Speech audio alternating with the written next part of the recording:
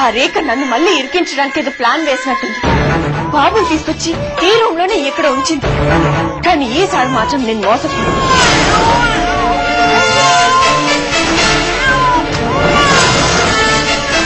నీరజ్, తొందరగా రా నీరజ్.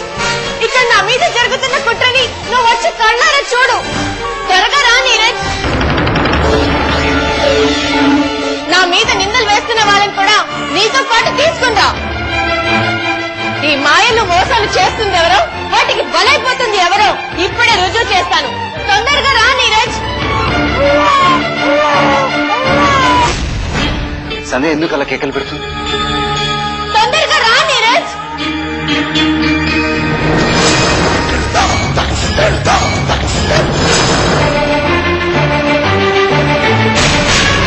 ఏమైంది నీకు?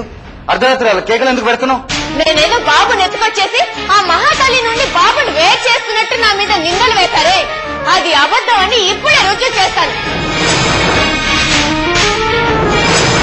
రా నీరజ్.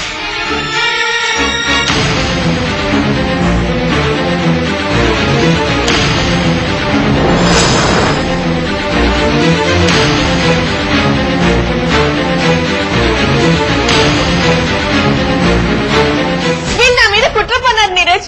నేను నిద్రపోతుంటే నాకే తెలియకుండా ఎవరో బాబుని తీసుకొచ్చి నా రూమ్ లో వదిలిపెట్టి వెళ్లారు.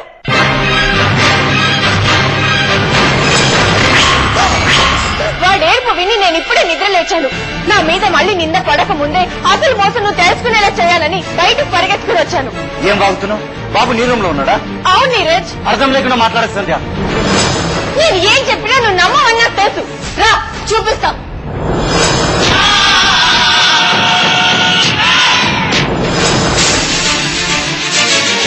చూడు నీరజ్.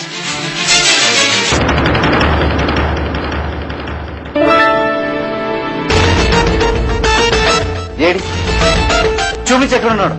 ఇందాక నేను బాబు ఏడుపు స్పష్టంగా విన్నాను నీరజ్, కానీ ఇప్పుడు చూస్తే. చెప్పు, నీ నోటికొచ్చి నువ్వు చెప్తుండు. వెరీ వాళ్ళగా మేము అన్ని నమ్మేస్తుంటాం. లేదు నీరజ్, నేను నిజంగానే బాబు ఏడుపు విన్నాను. ఇందులో ఏదో మోసం ఉంది.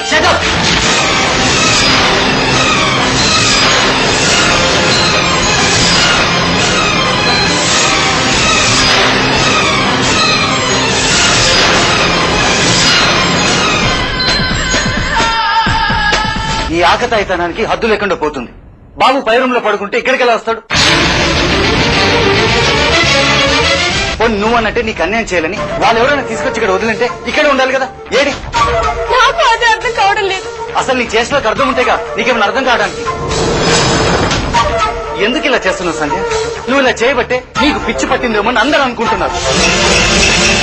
లేకపోతే కావాలని నువ్వే పిచ్చిదాన్న నటించి నా దగ్గర సింపతి కొట్టాలని చూస్తున్నావా? చూడు, ఒకవేళ నీకు నిజంగా పిచ్చి పట్టినా నీ మీద ఇంత కూడా జాలిపడను. అర్ధరాత్రి అందరి నిద్ర చెడగొట్టి గొప్పని చేసావు గాని నోరు మూసుకొని పడుకో.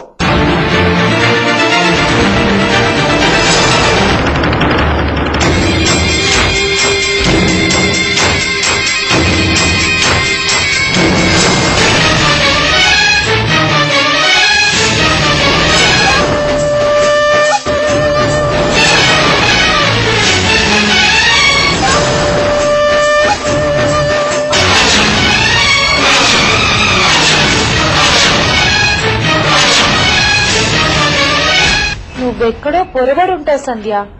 బాబు ఇక్కడే ఉన్నట్టు బహుశా కలగన్నావేమో. పాపం